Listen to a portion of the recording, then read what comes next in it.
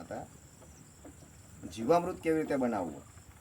તો 200 લીટર ડ્રમમાં લગભગ 1 ફૂટ જેટલું બાકી રહે એટલું પાણી ભરી નાખવાનું. ત્યારબાદ એમાં ગાયનું 10 લીટર ગૌમૂત્ર, 10 કિલો ગાયનું સાણ, ઉપરાંત 2 કિલો જેટલો કઠોળનો લોટ.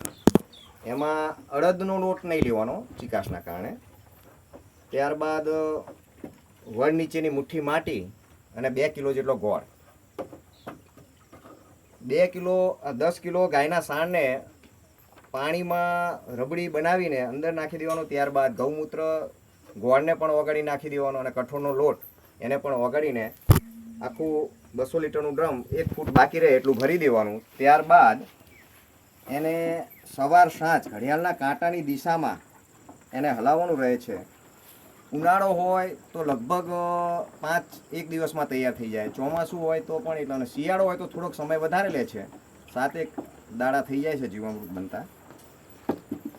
અને જીવામૃત તૈયાર થઈ ગયા પછી એને તમે ખેતરમાં છંટકાવ અથવા તો ટપક દ્વારા પણ આપી શકો છો.